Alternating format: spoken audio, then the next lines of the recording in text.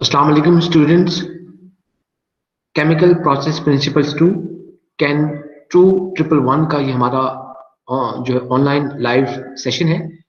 आज के इस लेक्चर में हम साइक्रोमेट्रिक चार्ट के हवाले से कुछ ऐसी चीजें डिस्कस करेंगे जो शायद लेक्चर के अंदर आप लोगों ने ओवरलुक कर दी थी या लेक्चर में बच्चों को कंफ्यूजन थी, क्योंकि मुझे काफी सारे स्टूडेंट्स ने मुझे जो है मुझे रब्ता किया इस हवाले से कि साइकोमेट्रिक चार्ट के हवाले से उनको अभी भी कुछ कंफ्यूजन थी। तो मैं इस हवाले से थोड़ी सी वो चीजें जो है जो जो मैंने नोट की हैं मैं उनको डिस्कस कर लेता हूँ। तो देखिए, सबसे पहले जो चीज मोस्ट इंपॉर्टेंट है आप लोगों को पता होना चाहिए कि ड्राई बल्ब और वेट बल्ब टेम्परेचर दोनों डिफरेंट टेम्परेचर हैं। तो ड्राई बल्ब और वेट बल्ब टेम्परेचर्स एक दूसरे पर डिपेंडेंट नहीं है। आप ये कभी नहीं कह सकते कि भाई आज अगर इतना ड्राई बल्ब टेम्परेचर है तो फिर वेट बल्ब इतना होगा, बिल्कुल आपस में डिपेंडेंट नहीं है। हाँ, ड्राई बल्ब जो टेम्परेचर है हमेशा वेट बल्ब टेम्परेचर से उसकी वैल्यू ज्यादा होगी। सिर्फ अगर आपके पास जो परसेंटेज रिलेटिव ह्यूमिडिटी अगर एयर की बहुत ज्यादा हो, यानी कि एयर की परसेंटेज रिलेटिव ह्यूमिडिटी अगर बढ़ रही हो, तो उससे क्या होगा, उससे हमारे पास जो ड्राई बल्ब टेम्परेचर और वेट बल्ब टेम्परेचर इनके दरमियान में जो डिफरेंस है वो डिफरेंस जो है मिनिमाइज होना शुरू हो जाएगा। और जब आपके पास एयर की परसेंटेज रिलेटिव ह्यूमिडिटी 100% हो जाएगी, तो उस वक्त हमारे पास वो जो एयर होगी उसके उस कंडीशन पर आपके पास जो ड्राई बल्ब टेम्परेचर और वेट टेम्परेचर ये दोनों सेम होंगे। अच्छा, तो फिर देखिए कि आपके पास जो वेट बल्ब टेम्परेचर है, बेसिकली वेट बल्ब टेम्परेचर के ऊपर जो चीज सबसे ज्यादा असरअंदाज होती है वो दर हकीकत एयर में मौजूद मॉइस्चर कंटेंट है, यानी कि एयर के अंदर कितनी ह्यूमिडिटी है उसके ऊपर आपके पास वेट बल्ब टेम्परेचर जो है वो डिपेंडेंट है। तो अगर आपके पास जो है ऑब्वियसली जो कोल्ड है अगर टेम्परेचर है, तो it is possible that in even in cold you have a higher wet bulb temperature than as compared to the warmer seasons।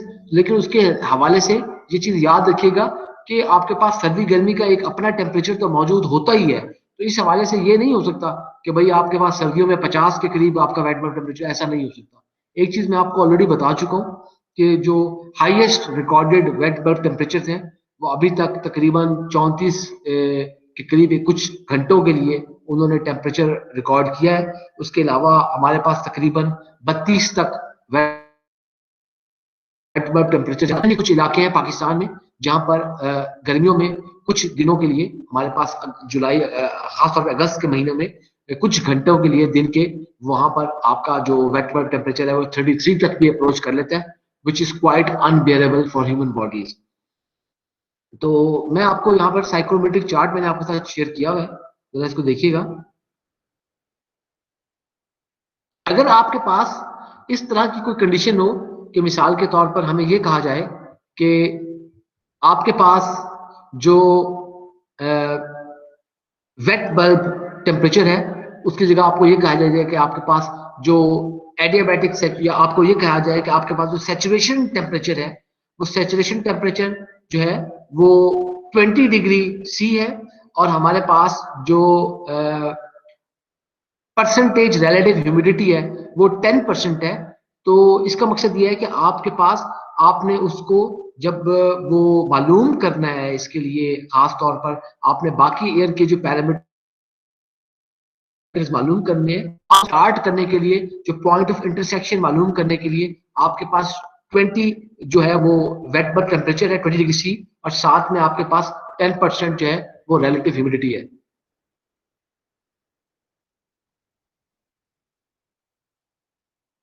बेटा मेरे पास किसी की रिक्वेस्ट नहीं है, जिनकी रिक्वेस्ट थी मैं उन सबको मैं ज्वाइन करवा चुका हूँ। जिन स्टूडेंट्स की रिक्वेस्ट आई हुई थी मैं उन तमाम स्टूडेंट्स को ज्वाइन करवा चुका हूँ, मैंने किसी को रिजेक्ट नहीं किया। अब अगर मेरे पास रिक्वेस्ट ही नहीं है तो मैं कैसे उनको ज्वाइन करवा लूँ।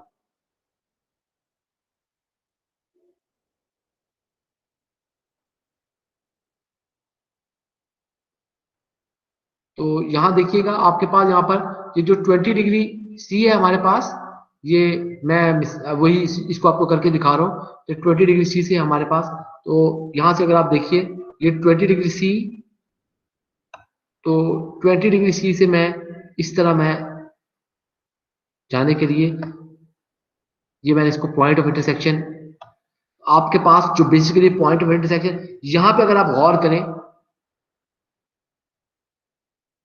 ये आपके पास एक पॉइंट ऑफ इंटरसेक्शन आ गया है, जहां पर आपकी 20 डिग्री सी जो वेट बल्ब की जो ये आपके पास लाइंस लगी हुई हैं, जो वहां पर आपकी परसेंटेज रिलेटिव ह्यूमिडिटी को जहां पर वो कट करती है, ये आपका पॉइंट ऑफ इंटरसेक्शन आ गया। तो ये जो पॉइंट ऑफ इंटरसेक्शन जब आपके पास आ गया है, तो इस पॉइंट ऑफ इंटरसेक्शन को आने के बाद आपके पास जो बाकी जो चीजें कैलकुलेट करनी थी वो आप इजीली कर सकते हैं। मसलन लेट्स से कि सबसे पहले आसान तरीका ये होता है, आपके पास जब पॉइंट ऑफ इंटरसेक्शन आ जाए तो आप जो है वो एब्सोल्यूट ह्यूमिडिटी या स्पेसिफिक ह्यूमिडिटी या मॉइस्चर कंटेंट उसको पहले फाइंड आउट कर ले। तो मिसाल के तौर पर मैं मॉइस्चर कंटेंट को फाइंड आउट करने के लिए ये मैंने एक लाइन ड्रॉ की है, तो मैं इस लाइन को मॉइस्चर कंटेंट के लिए इस पॉइंट ऑफ इंटरसेक्शन से, तो ये देखिए कि मैंने इस पॉइंट ऑफ इंटरसेक्शन से मॉइस्चर कंटेंट की यहाँ पे ये लाइन मैंने इसको फाइंड की। आप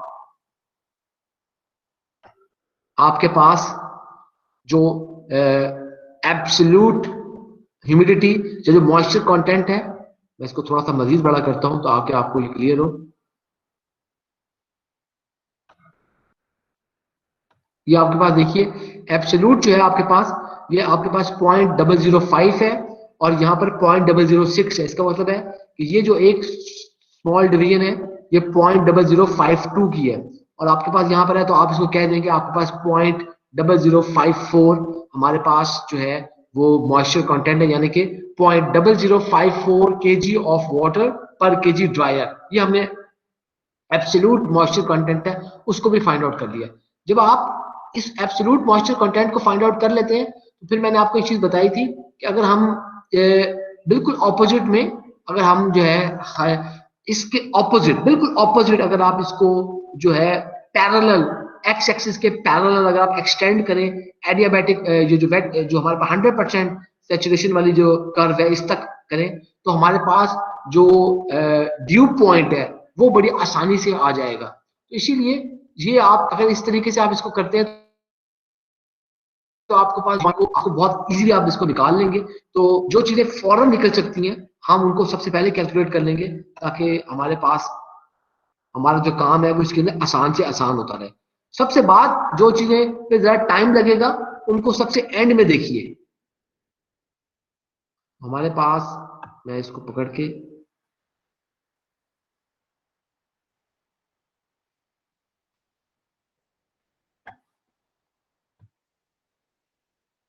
अब आपके पास ये देखिए कि मैंने यहां पर इस तरह ये हमारे पास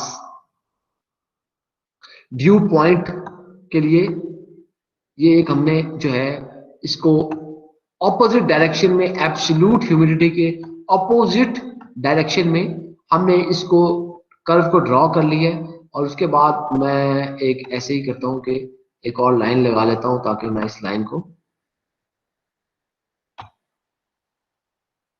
अब इस लाइन को आपने जहां से ये जो आपने ड्रॉ की थी वो जहां से उसने कट किया है वहां से आप उस पॉइंट को नोट कर लें। वो बेसिकली आपका ये जो पॉइंट था,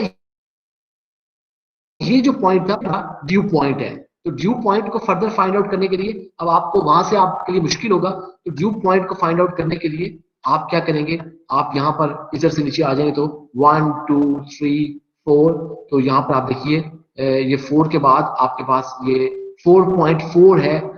तो हमने 4.4 डिग्री सी हमारा इस सवाल के अंदर हमारा ड्यू पॉइंट होगा।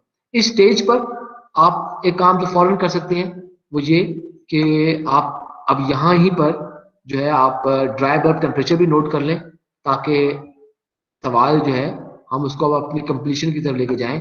तो ड्राई बल्ब टेम्परेचर जब आप इसको निकालें, ड्राई बल्ब टेम्परेचर, तो ड्राई बल्ब टेम्परेचर निकालने के लिए आप इसी तरह उस पॉइंट ऑफ इंटरसेक्शन जो आपने निकाला है उस पॉइंट ऑफ इंटरसेक्शन से आपने जो पॉइंट ऑफ इंटरसेक्शन से सीधी लाइन ड्रॉ कर ली, बिल्कुल वर्टिकली वो एक्स एक्सिस को कट करेगी, तो आपके पास जो ड्राई बल्ब टेम्परेचर है वो 41, 42, और उसके बाद आपके पास ये 42.246, तकरीबन 42.8। तो आपके पास जो ड्राई बल्ब टेम्परेचर है 42.8 डिग्री सी, जब आपके पास ड्यू पॉइंट आप निकाल चुके हैं 4.4, हमें इस तरह की चीजें हम इसको निकालते जाएंगे। तो आपके पास कोई सी दो वैल्यूज अगर आपने निकाल ली है, तो उनके पास जो उन वैल्यूज निकालने के बाद हम बहुत आसानी के साथ अपनी जो बाकी की वैल्यूज हैं उनको फाइंड आउट कर सकते हैं। तो आपको शुरू में उस पॉइंट ऑफ इंटरसेक्शन को डिटरमिन करना है, और once you have found this point of intersection, तो उसके बाद आपका अगला जो काम है वो बहुत आसान है। उसके लिए आपको मजीद तरद्दुद करने की कोई खास जरूरत नहीं पड़ेगी। अच्छा, ये देखिए, आपने जब ये चीज आपने कर ली, तो इसके बाद हमारे पास जो और इजी चीजें हैं आपको पहले उसमें से निकाल लें। मसलन हमारी जो स्पेसिफिक एंथैल्पी है, या आप ये कहिए कि एंथैल्पी एट जो सेचुरेशन है, वो निकालना काफी आसान है। उसके निकालने के लिए, क्योंकि वो यही जो लाइन है, आप इसी लाइन को आप फर्दर एक्सटेंड कर देते हैं, तो आपके पास वो एंथैल्पी एट जो है वो, क्योंकि यही लाइन थी हमारी आपकी, वो जहाँ पर टच करेगी तो वही आपकी एंथैल्पी ऑफ सेचुरेशन है, उसी को एक्सटेंड कर दिया। तो एंथैल्पी एट सेचुरेशन आप देखिए यहाँ पर, मैं थोड़ा सा मजीद बड़ा करता हूँ तो आप इसको देखिएगा। एंथैल्पी एट सेचुरेशन के लिए ये 55, और उसके बाद ये 60 है, और ये आपके पास जो है 56, 57, 58, 59, 60, आपका 56, 57, तो तकरीबन 57 और 57.5, तो ये 57.25 बिल्कुल दरमियान में है। तो 57.25 आपके पास ये जो है तकरीबन हमारे पास ये एंथैल्पी एट सैचुरेशन आई है 57.25। अब आप इसमें से एंथैल्पी डेविएशन निकालनी है। आपने इसके साथ साथ यहाँ पर जो हमारे पास सवाल के अंदर जो स्पेसिफिक ह्यूमिड वॉल्यूम था वो निकालना है। बाकी चीजें आप देख सकते हैं, बहुत ही ज्यादा रिलेटिवली उसके अंदर निकालने में इजी है।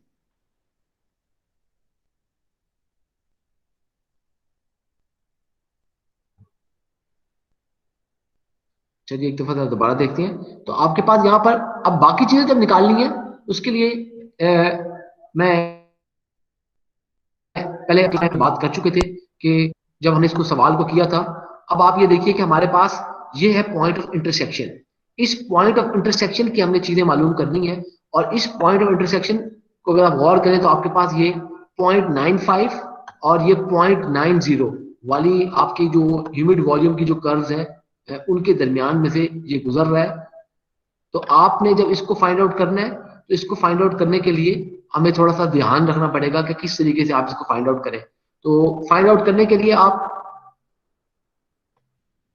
आपके पास जो लाइन बनती है बेसिकली वो लाइन, अब आप जब इसको पेंसिल पे करेंगे, इसका तरीका क्या होगा, जैसे अब आपके पास यहाँ पे पीछे लाइन नजर नहीं आ रही, देखिए ये एक दफा लास्ट टाइम एक बच्चे ने सवाल पूछा था क्लास में।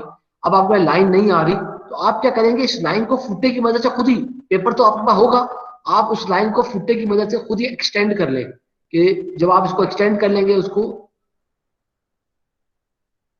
सीधा आप उसको एक्सटेंड कर लें, नहीं डिलीवरी डजेंट मैटर, आप उसको एक्सटेंड कर लें। जिस तरह वो अगर ये ट्रेंड फॉलो होता तो वो एक्सटेंड होती, तो आप उसको लाइन को बिल्कुल एक्सटेंड कर लें।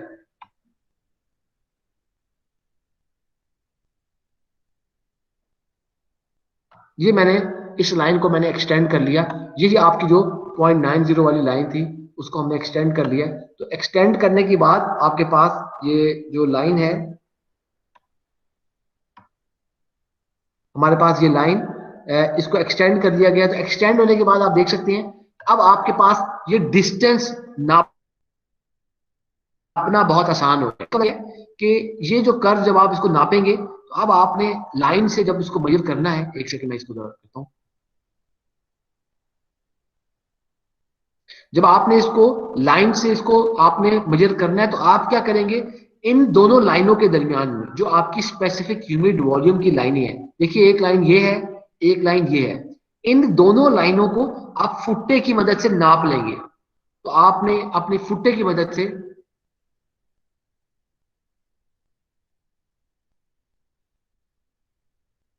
आपने अपने फुट की मदद से, स्केल है आपका, स्केल की मदद से आप इसको इस पॉइंट से लेकर इस पॉइंट तक आप इसको मेजर कर लेंगे। जब आपने ये सारा डिस्टेंस मेजर कर लिया, यानी कि मैं अगर इसको कहता हूँ कि आपको दिखाने के लिए थोड़ा सा मैं इसको एक्सटेंड ही कर देता हूँ ताकि आपको इस हवाले से इसके अंदर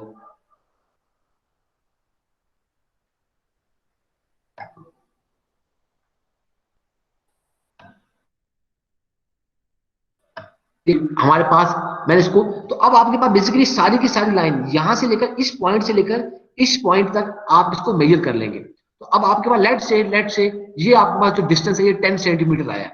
यहां से लेकर यहां तक फुटे का जो भी एग्जैक्ट डिस्टेंस होगा, आपने 10 सेंटीमीटर नोट कर लिया। तो उसके बाद आप, जैसे आपको मैंने बताया कि बेसिकली आपने जब इसको लीनियर इंटरपोलेशन लगानी है, एक तो वही तरीका है कि लीनियर इंटरपोलेशन का आपने फार्मूला लगाने है। तो आपके पास इस पॉइंट के कोऑर्डिनेट मौजूद है। एक इस पॉइंट का कोऑर्डिनेट है 0.9, दूसरा इस पॉइंट का कोऑर्डिनेट होगा 0। इस पॉइंट के जो कोऑर्डिनेट है उसमें आपके पास एक कोऑर्डिनेट होगा आपके पास 0.95, दूसरा कोऑर्डिनेट होगा यहां से 0 से 10 सेंटीमीटर तक। और अब आपने यहां तक पहुंचना है, तो इसको पहुंचने के लिए आप लीनियर इंटरपोलेशन करके आप इसको यहां तक पहुंच सकते हैं, क्योंकि आपको इस पॉइंट के लिए एक जो कोऑर्डिनेट आपको चाहिए होगा वो सिर्फ आपने यहां से डिस्टेंस मेजर करना है, यहां से लेकर यहां तक फुटे के बाद आप इस पॉइंट की वो आ जाएगी, तो आप लीनियर इंटरपोलेशन का फॉर्मूला लगा के आप कर सकते हैं। दूसरा तरीका मैंने आपको जो बताया था उसमें आप यहां से लेकर यहां तक लाइन आपने मेजर कर ली, फर्ज की बात है 10 सेंटीमीटर आई, तो आपको पता होगा 10 सेंटीमीटर के लिए जो आपके पास वैल्यू बनती है, जो डिफरेंस बनेगा, यानी कि क्योंकि इन दो पॉइंट्स के दरमियान में डिफरेंस 10 सेंटीमीटर का है, तो इनका जो डिफरेंस है वो कितना है, 0.9 और 0.95, 0.05। आपके पास 10 सेंटीमीटर जो बराबर है वो आपके पास 0.05 के बराबर है। इसका मतलब है 1 सेंटीमीटर किसके बराबर होगा, 1 सेंटीमीटर जो डिफरेंस बराबर होगा वो आपके पास 0.05 डिवाइडेड बाई 10, यानी कि 0.005 के बराबर होगा। अच्छा, अब आपके पास, आपको पता लग गया 0.005 के बराबर होगा। तो अब आपका लेट्स से जो एक्चुअल डिस्टेंस था वो यहां से लेकर इस पॉइंट तक, ये जो डिस्टेंस था लेट्स से ये 0.8 सेंटीमीटर था। तो अब आपके पास जो 0.005 की वैल्यू आई है उसको अगर आप 0.8 के साथ मल्टीप्लाई कर देंगे तो आपके पास कोई वैल्यू आ जाएगी 0.004। जस्ट आप उस पॉइंट वैल्यू को नोट कर लें, 0.004। अब आप देखिए यहां से अगर आप मूव करना शुरू करें इस पॉइंट तक, इस पॉइंट पर वैल्यू है 0.90, और जैसे जैसे आप आगे बढ़ेंगे आपकी वैल्यू इंक्रीज करेगी।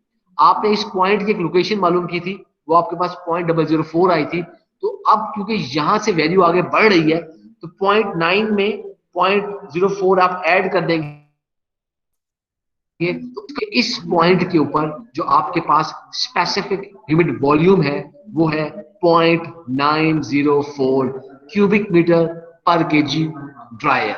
साथ साथ आपके पास यहाँ पे पता है कि जो आपके पास मॉइस्चर मौजूद है, मॉइस्चर आपने ऑलरेडी निकाला था कि वो 0.0054 किलोग्राम ऑफ वाटर पर केजी ड्राई है। इसका मतलब है कि आपके पास जो ड्राई, जो आपकी ह्यूमिड एयर होगी उसका कितना मैश होगा, उसका मैश होगा 0.0054 K G water plus 1 kg dry air. तो उस ह्यूमिड एयर का मैश होगा 1.0054 के जी। अब आपके पास ये जब सारी इंफॉर्मेशन मौजूद आ गई, अब अगर आपको टोटल मैश एयर का प्रोवाइडेड है तो उस टोटल मैश को देखते हुए एयर के आप क्या करेंगे, इजीली आप जो है वो मालूम कर लेंगे कि इस टोटल एयर का जो इस सिस्टम में सप्लाई की गई थी उसका टोटल वॉल्यूम क्या होगा। तो इस तरीके से हम स्पेसिफिक ह्यूमिड वॉल्यूम और टोटल वॉल्यूम जो है हम मालूम कर सकते हैं। बिल्कुल यही प्रोसेस आपने एंथैल्पी करना है।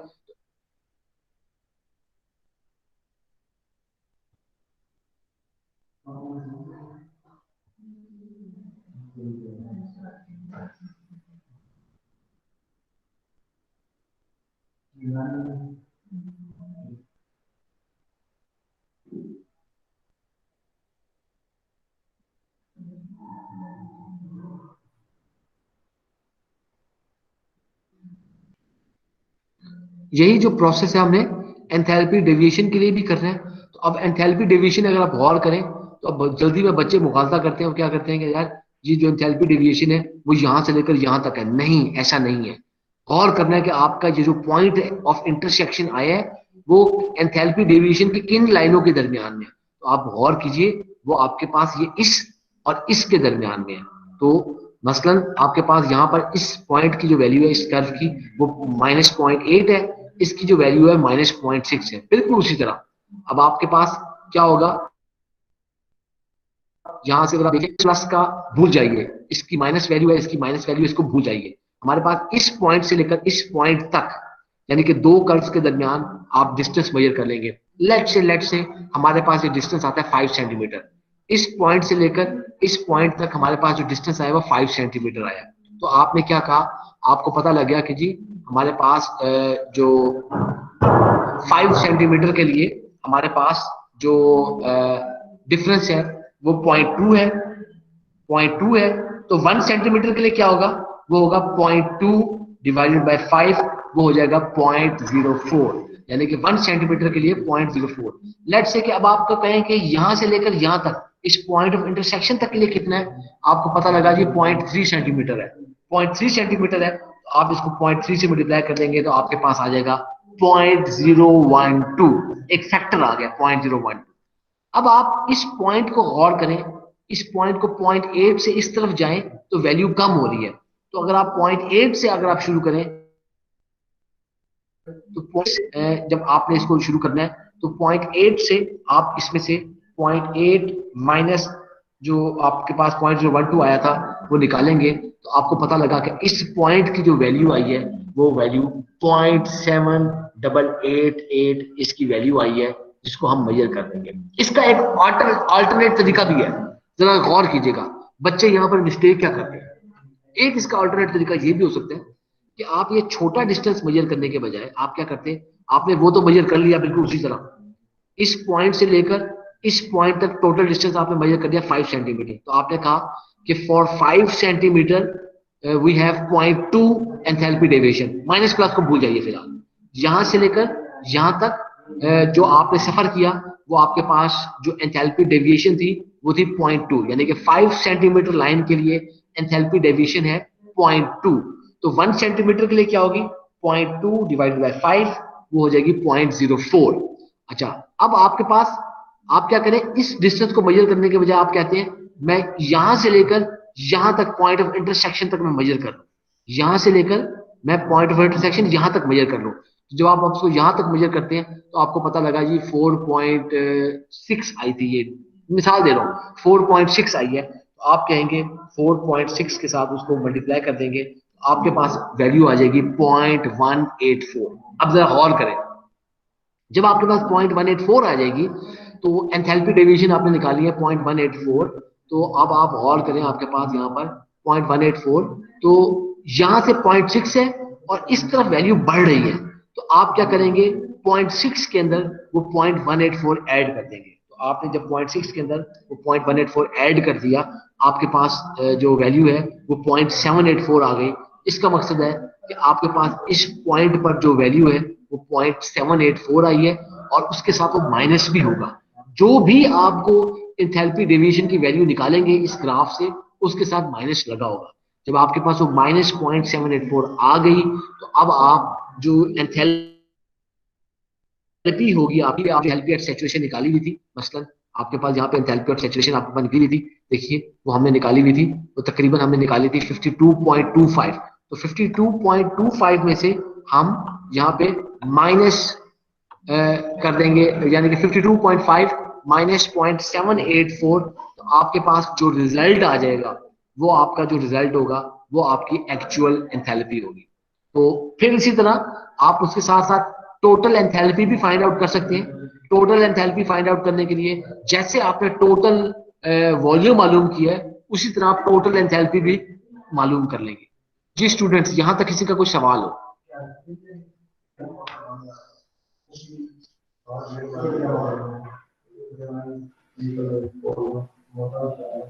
जी स्टूडेंट्स, यहां तक किसी का कोई सवाल हो? जी रोल नंबर 39। अस्सलाम वालेकुम सर। आवाज ऊंची बोलिएगा भाई, अपने अस्सलाम चेहरे वालेकुम सर। की। जी सर वालेकुम मेरा सलाम जी। क्वेश्चन ये था कि सर वो जब परसेंटेज रिलेटिव ह्यूमिडिटी निकालते हैं सर, अगर उसके बीच में दोनों कर्व के बीच में सर कोई पॉइंट आता है तो सर हम उसकी जो लाइन ड्रॉ करेंगे इंटरपोलेशन करते हुए सर, वो बिल्कुल सीधी लाइन ड्रॉ करेंगे या सर तिरछी लाइन ड्रॉ करेंगे उनके दरमियान? नहीं, बिल्कुल आप सीधी ड्राइंग करेंगे। देखिए, मैं एक दफा इसको ऑफ कीजिए। देखिए मिसाल देखिए। अब ये क्योंकि आपने हमने इस सवाल को किया था परसेंटेज रिलेटिव ह्यूमिडिटी के हिसाब से, लेकिन अगर आप गौर करें, अब देखिए ये आपके पास जो लाइन थी, एक ये इस तरह थी और एक इस तरह थी। आप कहें कि जी मैं इसको टेढ़ा ड्रॉ कर लूं, नहीं। हमने अगर हमारी लाइनें टेढ़ी हो गई तो आपकी वैल्यू गलत हो जाएगी। हमने बिल्कुल सीधी लाइन ड्रॉ करनी है। आपके पास इन दो कर्व्स के दरमियान में पॉइंट आ गया, बिल्कुल सीधी ड्रॉ करेंगे। आपके पास जहां भी दो लाइन होगी, लाइन सीधी ही डलेगी।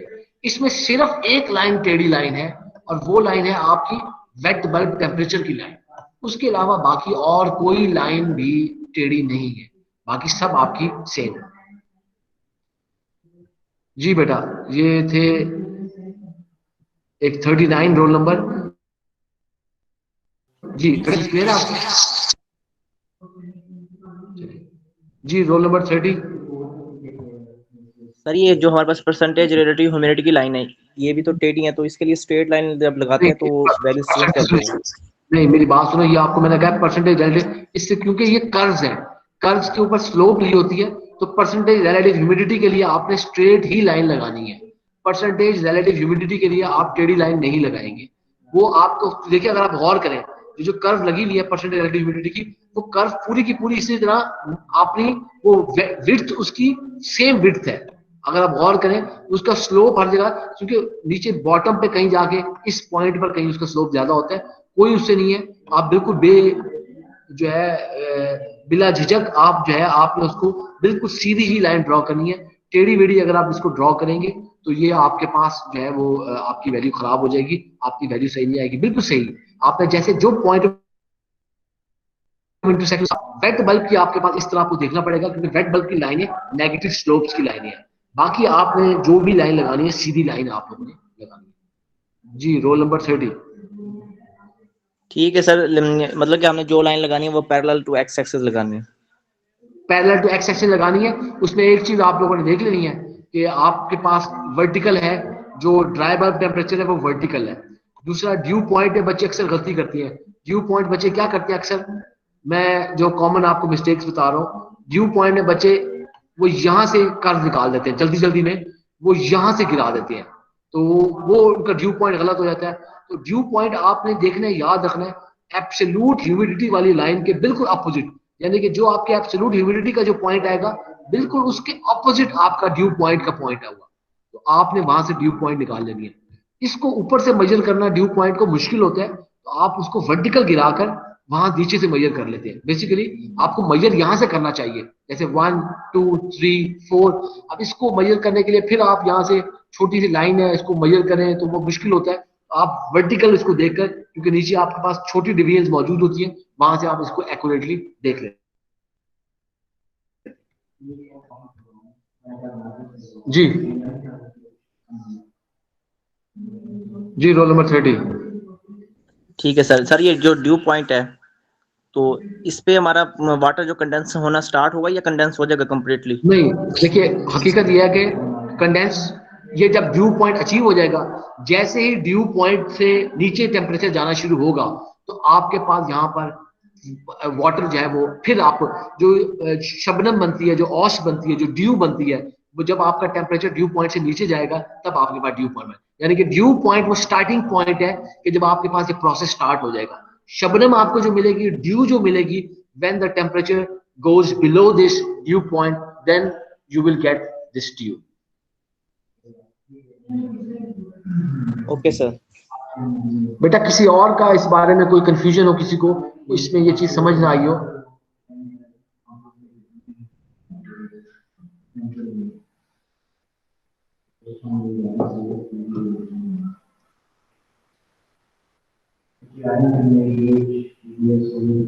बेटा स्टूडेंट्स, ये आप इसके प्रिंट आउट लेकर इसको अगर खुद से पेंसिल, आपको एक बड़ा स्केल, आपको अच्छा सा 30-35 रुपए वाला जो है स्केल आपको यूज करना पड़ेगा।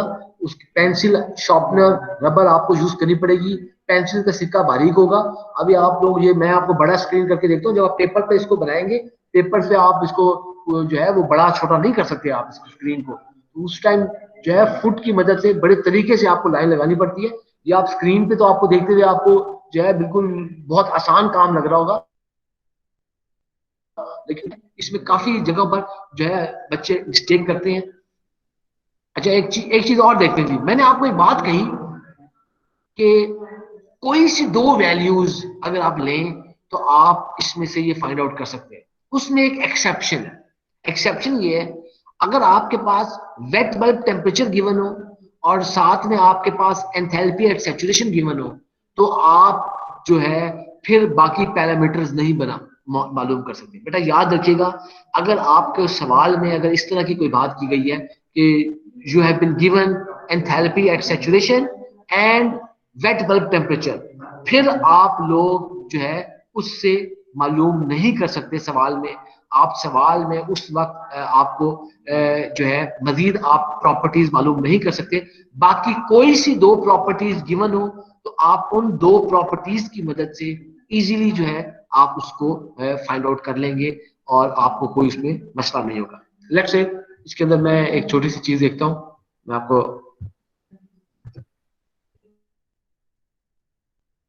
एक को ड्यू पॉइंट, और अगर आपके पास ड्राई बल्ब टेम्परेचर दिया हो, मतलब देखिए अगर आपको ये कहा जाता है कि ड्यू पॉइंट का नाम नहीं लिया जाता, आपको ये कहा जाता है कि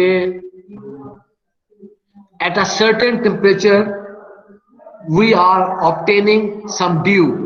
अब इसको आप क्या सोचेंगे, बच्चा सोचेगा यार ये वेट बल्ब टेम्परेचर है, क्योंकि लेकिन आपको ड्यू मिल रही है, इसका मतलब है कि ये आपके पास ड्यू पॉइंट आपको गिवन है। अगर आपके पास लेट से कोई ड्यू पॉइंट हो, मैं ये कहता हूं कि आपके पास जो है 5 डिग्री C को ड्यू पॉइंट गिवन है, तो लेट से कि आपके पास 5 डिग्री C की ड्यू पॉइंट है, तो मैं उसको हम पॉइंट आउट करने के लिए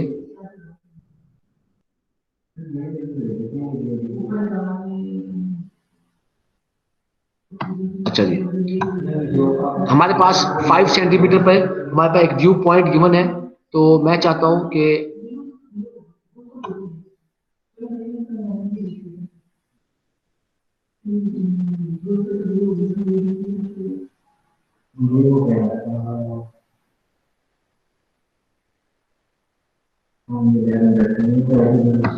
ये जी 5 सेंटीमीटर वाली मैंने ड्यू पॉइंट की सीधी लाइन मैंने लगा दी, खींच दी।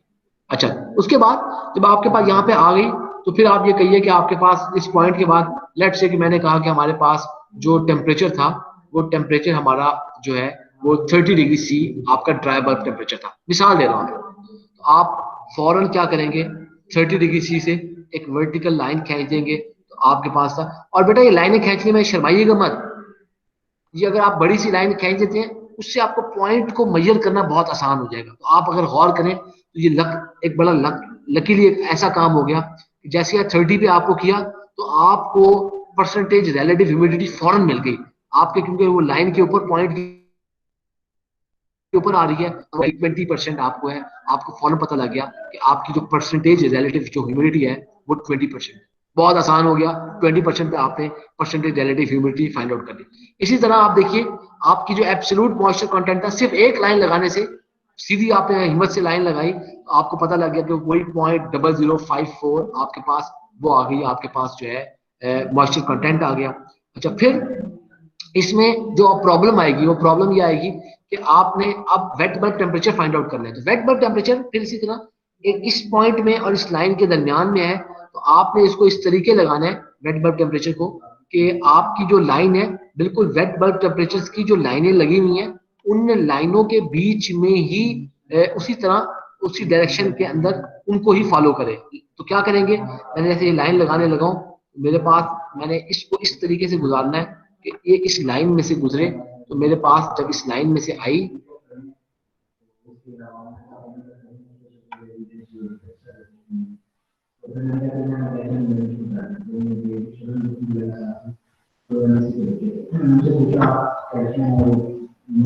ये मेरे पास जो मैंने वेट बल्ब टेम्परेचर वाली जो लाइन थी मैंने कर ली, तो देखिए मेरे पास वेट बल्ब टेम्परेचर जो है वो यहाँ पर वो गिरा है।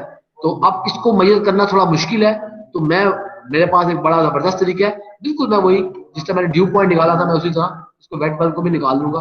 मैं जस्ट उसके नीचे यही लाइन लगा के, तो इसमें अक्सर बच्चे गलती कर जाते हैं, कहते हैं यार पता नहीं ड्यू पॉइंट निकाल लेंगे हम, वेट बल निकालें, नहीं, क्योंकि वहां से डिवीजन देखनी मुश्किल है, ऊपर से डिवीजन देखनी मुश्किल है, तो हम क्या करेंगे उसके ऊपर, अगर मैं इस तरीके से करूंगा तो मेरे पास पता लग गया, क्योंकि 15 पॉइंट पता नहीं लग रहा था कितनी है, यहाँ देखिए तो फौरन पता लग गया 15.8 है, that means your saturation temperature, your wet bulb temperature is 15.8 degree C. हमने फौरन इतनी सारी चीजें निकाल ली हैं। उसके बाद आप एंथैल्पी एट सैचुरेशन देखें, वो आपके पास आई है 44.5 किलो जाउल्स पर केजी ड्राई है, तो 44.5 किलो जाउल्स पर केजी ड्राई है आपने जब निकाल ली, अब आपने एंथैल्पी एट सैचुरेशन निकालनी है, ये आपका पॉइंट ऑफ इंटरसेक्शन आया, ये आपका पॉइंट ऑफ इंटरसेक्शन आया, ये पॉइंट ऑफ इंटरसेक्शन इस पॉइंट और इस पॉइंट के दरमियान में है, तो आप फिर वही ये मेथड लाइन लगाकर आप निकाल लेंगे। इसी तरह जब आपने इसकी निकालनी है अपनी ह्यूमिड वॉल्यूम, तो ह्यूमिड वॉल्यूम के लिए देखिए ये जो पॉइंट है आपका है, इस पॉइंट और इस पॉइंट के दरमियान में लाइन लगाने की जरूरत ही नहीं है, आपके पास यहाँ पे लाइन ऑलरेडी लगी हुई है, सिर्फ आप इस पूरे डिस्टेंस को मेजर कर लेंगे, फिर आपको पता है ये जो डिस्टेंस है ये 0.05 के बराबर है, इस डिस्टेंस को मेजर कर लेंगे तो आप उसके साथ रिलेट कर लेंगे, और जब आप उसको रिलेट कर लेंगे तो आप फिर उसके अंदर से वैल्यू आगे फाइंड आउट कर सकते हैं। दूसरा ऑल्टरनेट तरीका, पॉइंट ऑफ आप उसका निकाल लेंगे, कोऑर्डिनेट्स बना लेंगे, एक कोऑर्डिनेट इसका 0.85 है, दूसरा उसका 0 होगा, इधर इसकी एक वैल्यू आपकी 0.90 है, दूसरी उस लाइन की डिस्टेंस होगा, इस पॉइंट की आपको यहाँ से लाइन पता होगी, आप लीनियर इंटरपोलेशन का फॉर्मूला लगाकर आप ये वैल्यूज निकाल सकते हैं। जी रोल नंबर 30।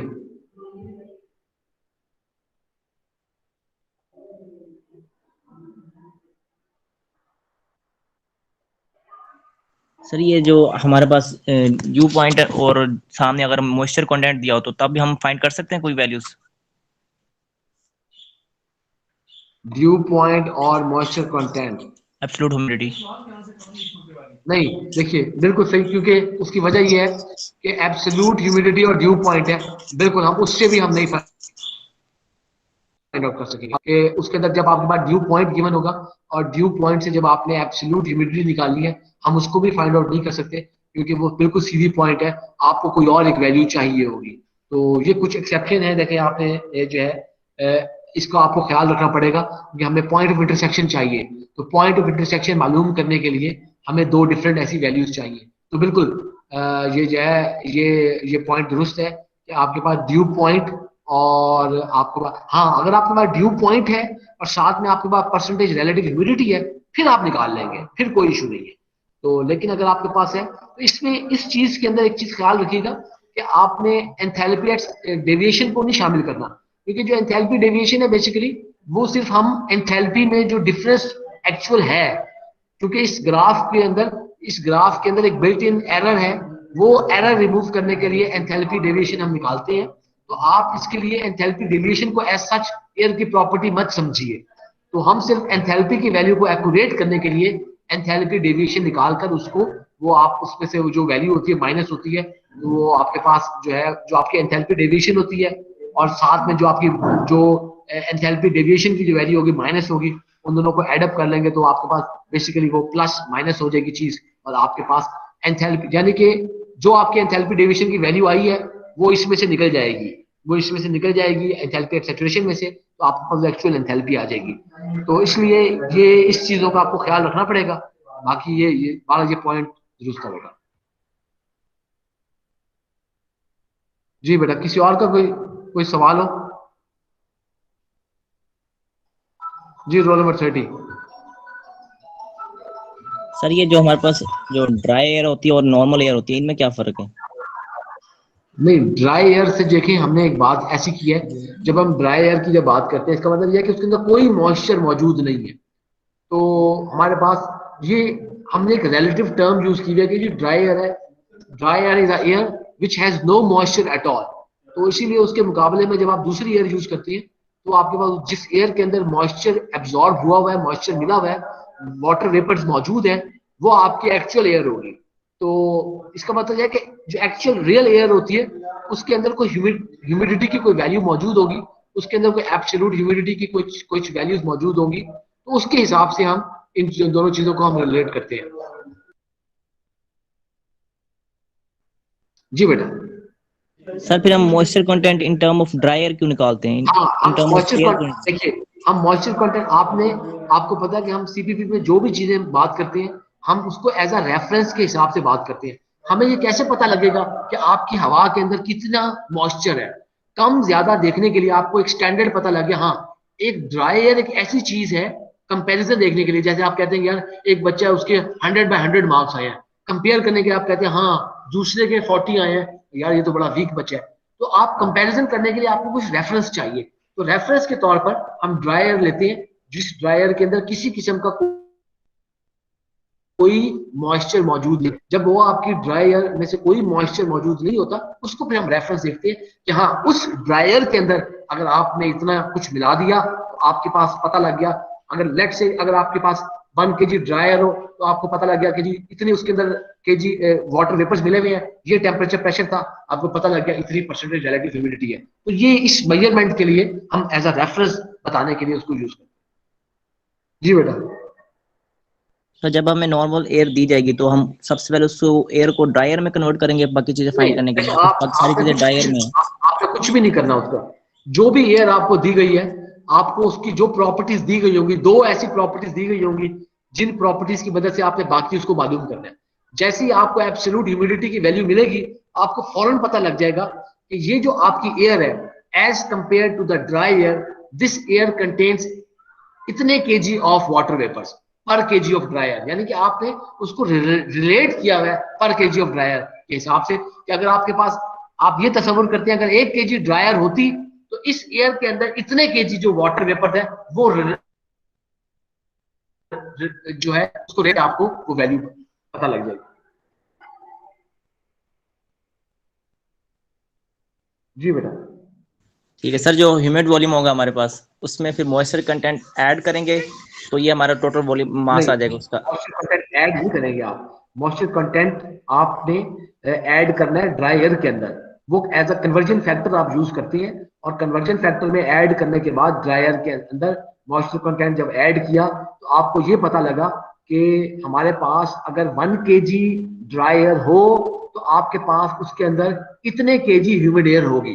ये चीज आपको पता लगी, वो एक कन्वर्जन फैक्टर के तौर पे आप यूज करती हैं क्योंकि आपके पास स्पेसिफिक ह्यूमिड वॉल्यूम के अंदर जो यूनिट्स हैं वो क्यूबिक मीटर पर केजी ड्राई एयर, तो इस तरह की वो यूनिट्स को काटने वाटने के लिए हम जो है उसको फिर यूज करते हैं। इस कन्वर्जन को यूज करते हुए हम आगे काम लेते हैं। असल बेसिकली हमारे पास जिस तरह एंथैल्पी का फॉर्मूला है, enthalpy is specific enthalpy multiply by mass, उसी तरह आपके पास जो हमारे पास specific humid volume multiply by mass ये आपका टोटल वॉल्यूम है। लेकिन क्योंकि बीच में यूनिट की कन्वर्जन भी करनी है तो वो यूनिट्स की कन्वर्जन करने के लिए वॉल्यूम से मैस है, मैस से वॉल्यूम है, तो आपके पास इस कन्वर्जन को आप यूज करते हैं। Okay sir, thank you. बेटा किसी और का कोई सवाल हो इस हवाले से तो आप लोग पूछ सकते हैं। बेटा मैं आपको एक दफा फिर आपको बता रहा हूं, ये देखिए आपके पास अनगिनत इस तरह की सिचुएशंस बन सकती हैं जिसके अंदर आपके पास जो है पॉसिबल है कि बेटा आपको कंफ्यूज करने के लिए मैं आपको ऐसे पैरामीटर दूं कि जिस पैरामीटर के ऊपर ये पॉसिबल ही ना हो कि आपके पास ये आप निकाल सकें, ये वैल्यू निकाल सकें। तो उसके अंदर आपको देखना पड़ेगा, ये ना हो कि आप कहेंगे यार ये हमें नहीं पता। ये हो सकता है कि मैं आपको कंफ्यूज करने के लिए ऐसे पैरामीटर दे दूं जिसपे ये आप ये साइक्रोमीटर चार्ट निकाल ही ना सके। दूसरा, जैसे मैंने आपको ये साइक्रोमेट्रिक चार्ट दिखाया है, लेकिन अगर आपको हमारे पास इस साइक्रोमेट्रिक चार्ट के अलावा हमारे पास इस रेंज से और भी साइक्रोमेट्रिक चार्ट होते हैं। यानी कि लेट्स से कि मैं आपको एक साइक्रोमेट्रिक चार्ट के बजाय मैं आपको 2 साइक्रोमेट्रिक चार्ट दे दूं तो आपको देखना पड़ेगा कि भाई आपकी रेंज किस में है वो।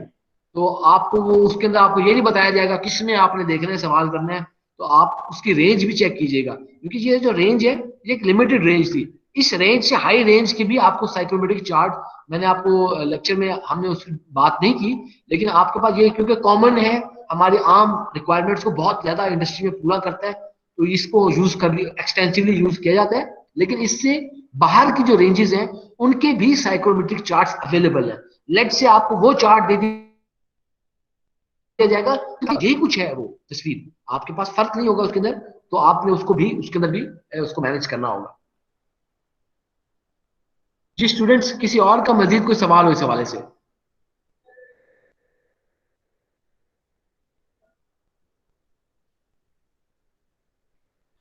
बेटा इस दौरान आप लोग मुझे अपनी अटेंडेंस के मैसेजेस सेंड कर सकते हैं।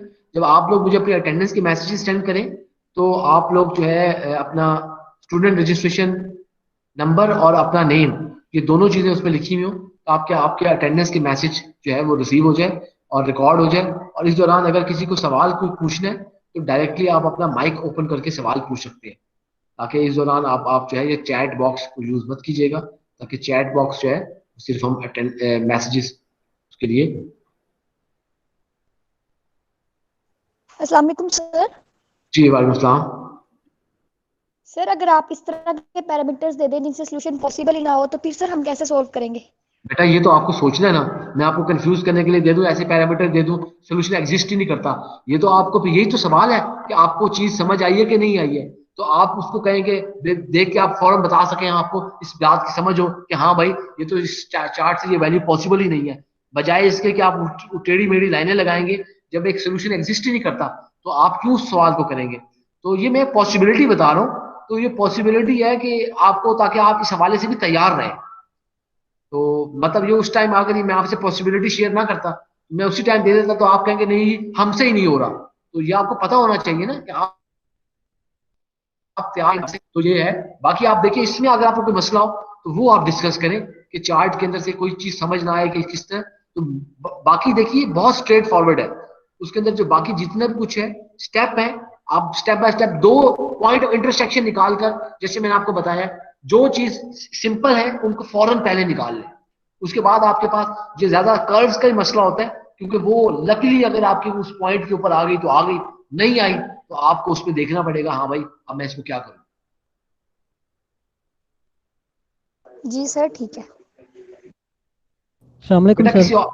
जी वालेकुम सलाम जी। सर मेरा छोटा सा सवाल है, एब्सोल्यूट ह्यूमिडिटी से रिलेटेड है। सर एक ही टेम्परेचर पे डिफरेंट जो ह्यूमिडिटी एब्सोल्यूट या रिलेटिव होने की वजह क्या है? नहीं देखिए मेरी सुनिएगा बात, रिलेटिव ह्यूमिडिटी और चीज है, एब्सोल्यूट ह्यूमिडिटी और चीज है। जो रिलेटिव ह्यूमिडिटी है वो एक परसेंटेज है।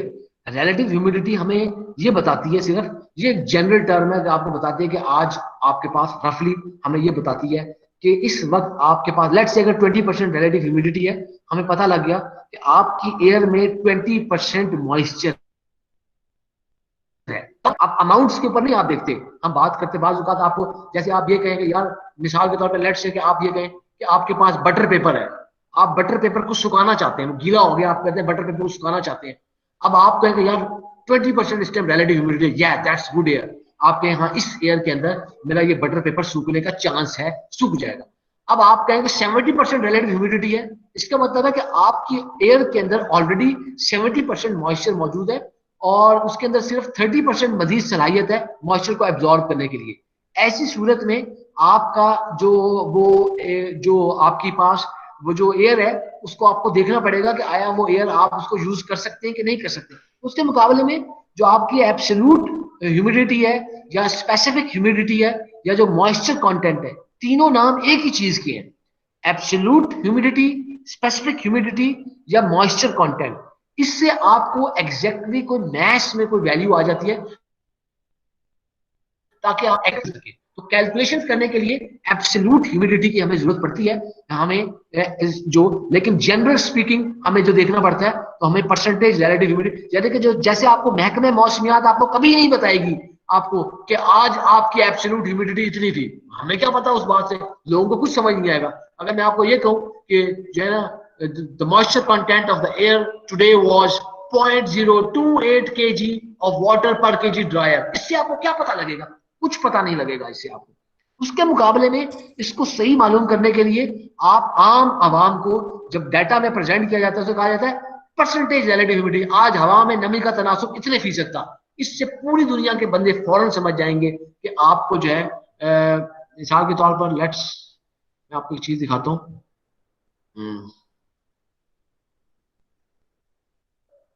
मैं आपको वेदर जो है रहीमिया खान का, हम जो है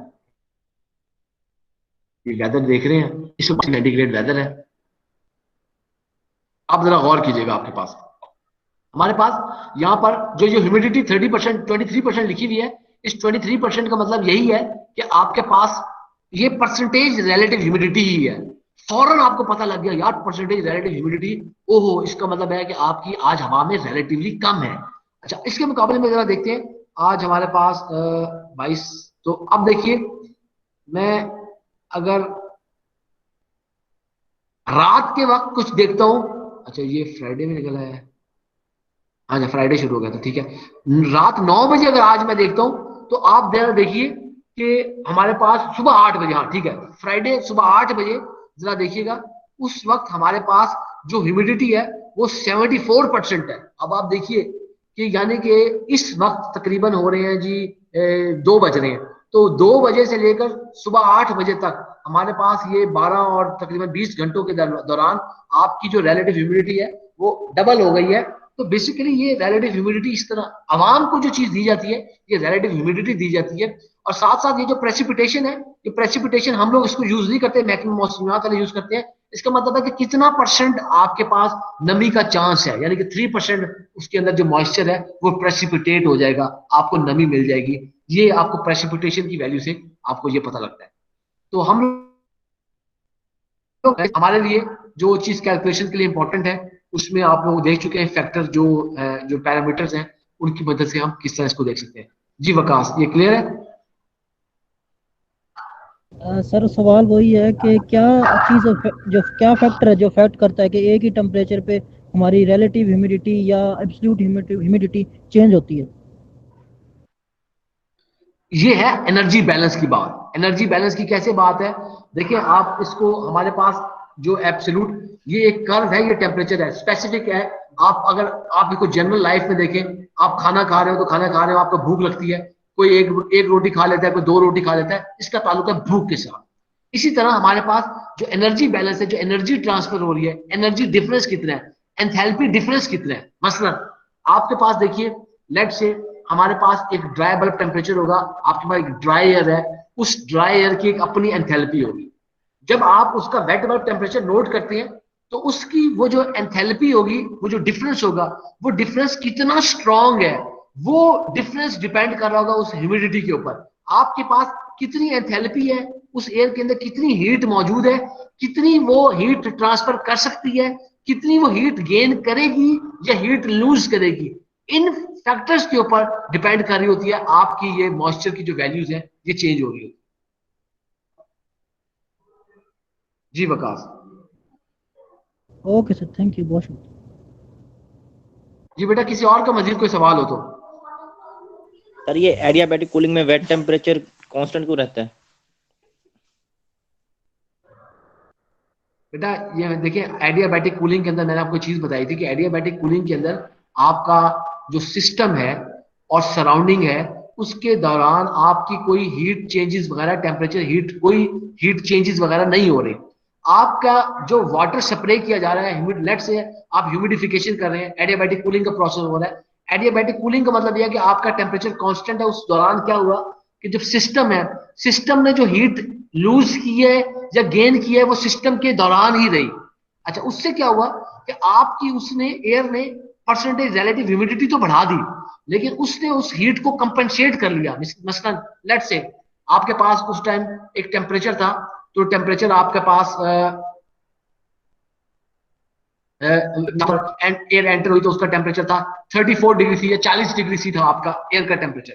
तो एयर का जो टेम्परेचर था, ये आपका ड्राई बल्ब टेम्परेचर में बात करूं, एयर का था। वेट बल्ब भी उसका कुछ होगा। तो अब आप उसकी इस एयर को ह्यूमिडिफाई कर रहे हैं। जब आप उस एयर को ह्यूमिडिफाई करेंगे, तो जैसे ही आप इसको ह्यूमिडिफाई करेंगे तो आपकी वो एयर कूल होना शुरू हो जाएगी। वो एयर कूल भी होगी क्योंकि आपके पास उसके साथ साथ फौरी तौर पे वो टेम्परेचर उसकी, जिस तरह आपका वेट बल्ब का वो विक का इफेक्ट आता है, उसी तरह उसके अंदर आपके पास एक एनर्जी ट्रांसफर होगी उसके अंदर। लेकिन वो एनर्जी जो है उस वाटर और एयर के दरमियान में ही वो एनर्जी ट्रांसफर हो रही है, कहीं वो बाहर आपके पास ट्रांसफर नहीं हो रही।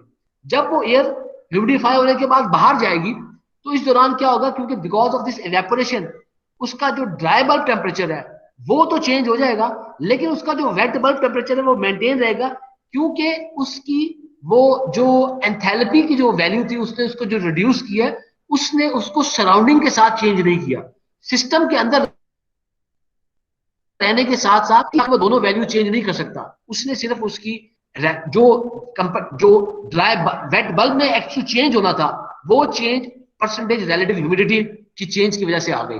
यानी कि आपकी जो परसेंटेज ह्यूमिडिटी की वैल्यू थी वो 10 से 20 हो गई या 10 से 50 हो गई, वो 50 हो गई। तो उसकी वजह से जो आपके पास ड्राई बल्ब कम हो गया और वो कम हो गया, लेकिन वेट बल्ब कांस्टेंट रहा, क्योंकि आपकी सिस्टम की जो हीट है वो सराउंडिंग में चेंज नहीं हो रही। लेकिन अगर एडियाबैटिक कूलिंग के अलावा कोई और प्रोसेस होगा तो जब जब आपके पास ये चीजें चेंज होंगी तो उसके साथ साथ आपकी दोनों वैल्यू चेंज होंगी। मसलन हमारे पास हवा है, आप इस वक्त तकरीबन बारिश से पहले की रीडिंग लेते हैं और बारिश के बाद की रीडिंग लेते हैं, आपकी वो वैल्यू चेंज हो जाएगी, टोटल वैल्यू चेंज हो जाएगी। आप कहेंगे यार क्योंकि ये आपके पास एडियाबैटिक प्रोसेस नहीं हुआ, अब सिस्टम और सराउंडिंग के दौरान आपके पास अच्छी खासी एनर्जी ट्रांसफर हो चुकी है, इस वजह से आपके सारे पैरामीटर्स चेंज हो जाएंगे।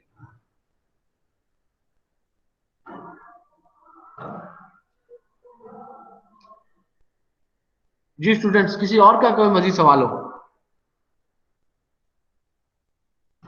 सर जी ये जो स्पेसिफिक यूनिट वॉल्यूम की जो कर्व्स हैं, अगर इनके मतलब दो कर्व्स के दरमियान अगर डिस्टेंस हम मेजर करें किसी भी पॉइंट पे हॉरिजेंटली तो वो डिस्टेंस सेम ही आता है ना?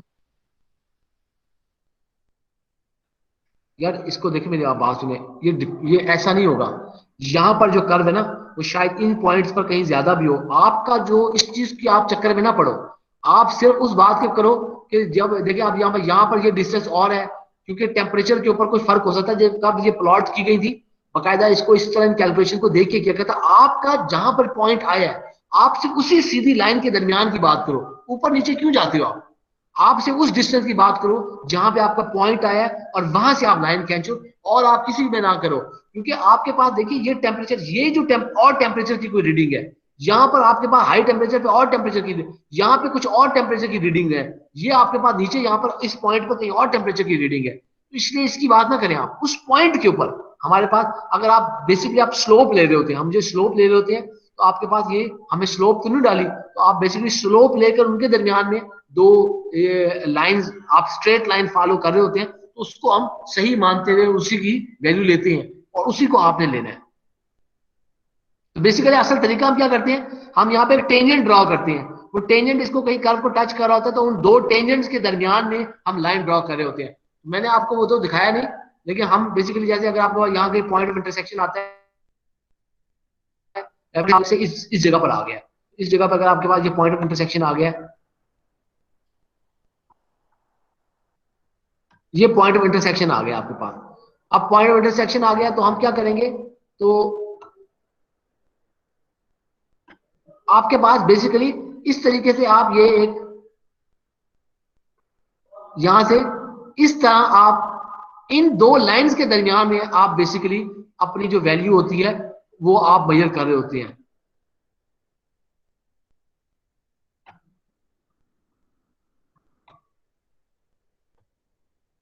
ये आप बेसिकली इसके दौरान आप मेजर कर रहे होते हैं, तो तभी आपकी वैल्यू जो है वो सही होती है।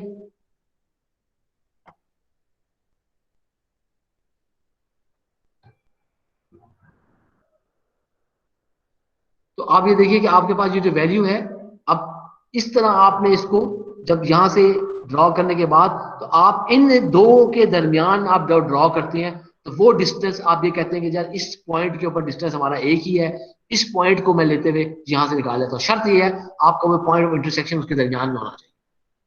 जी सूरज। जी सर क्लियर है सर।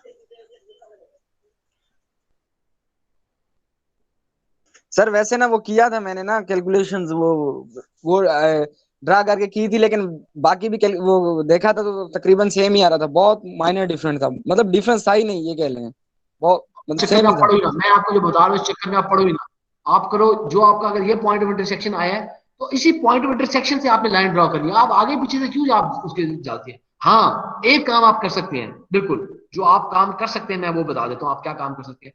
लेट से जो मैंने काम सवाल में किया भी हुआ था मैं आपको वो दिखा देता हूँ। लेट से आप इस तरह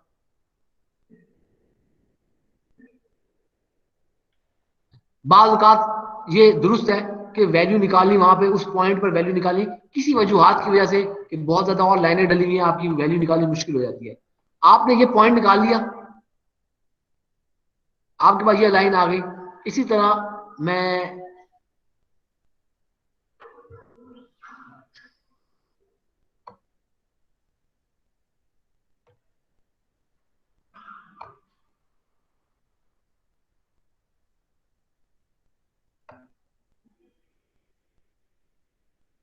अब यहां देखिए आप, हम बेसिकली क्या कॉन्सेप्ट यूज कर रहे हैं, ये आपने कॉन्सेप्ट यूज किया हुआ है हमने कि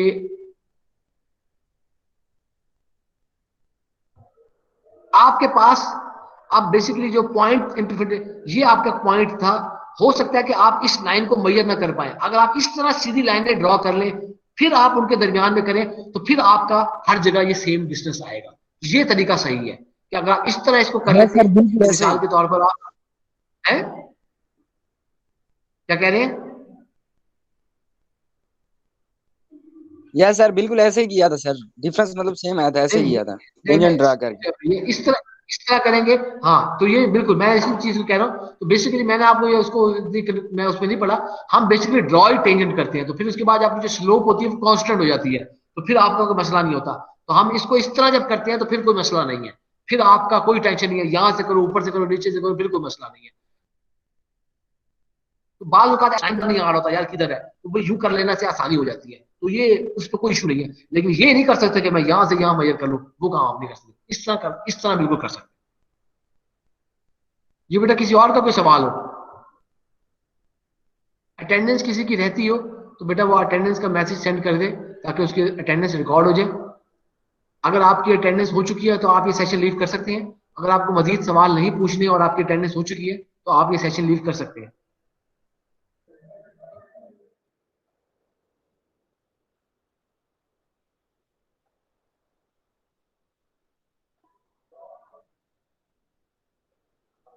बेटा मेरे ख्याल में अब आप लोगों को साइक्रोमेट्रिक चार्ट के ऊपर मजीद इस तरह की किसी मजीद लेक्चर की जरूरत नहीं रही होगी।